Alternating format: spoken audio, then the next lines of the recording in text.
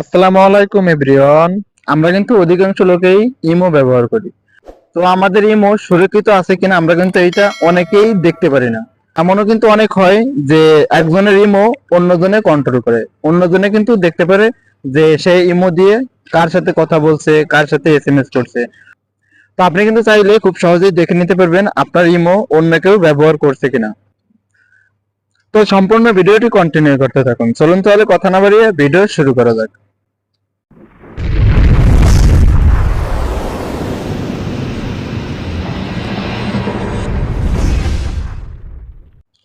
তো এটা দেখার জন্য কি করবেন, প্রথমে চলে যাবেন আপনার ইমো অ্যাপস এর ভিতর। ইমো অ্যাপসে আসার পর বাম পাশে উপরে দেখতে পাচ্ছেন প্রোফাইল আইকন। আপনারা কি করবেন, এই প্রোফাইল আইকনে ক্লিক দিবেন।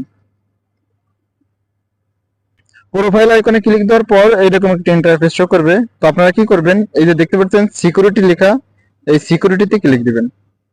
সিকিউরিটিতে ক্লিক দেওয়ার পর এইরকম একটা ইন্টারফেস শো করবে। তো একটু নিচের দিকে লক্ষ্য করলে এখানে কিন্তু দেখা যাচ্ছে লেখা আছে ম্যানেজ ডিভাইস।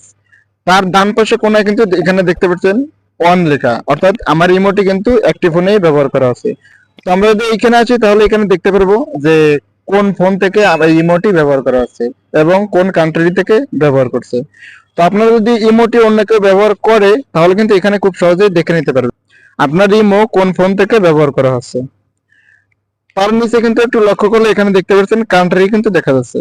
তো আমি কিন্তু বাংলাদেশ থেকে ইমোটি ব্যবহার করছি, যার কারণে এখানে নিচে লেখা আছে বাংলাদেশ।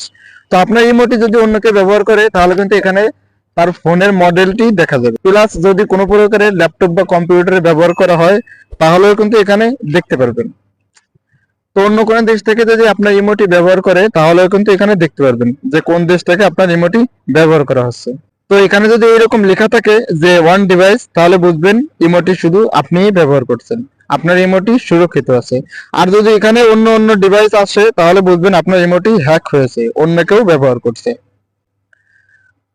তো আশা করি বুঝতে পারছেন। আজকের ভিডিও এই পর্যন্ত। ভিডিওটি যদি ভালো লাগে অবশ্যই একটি লাইক দিবেন, আর যদি চ্যানেলে নতুন হন সাবস্ক্রাইব করে সাথে থাকবেন। সবাই ভালো থাকবেন, সুস্থ থাকবেন। আল্লাহ হাফেজ।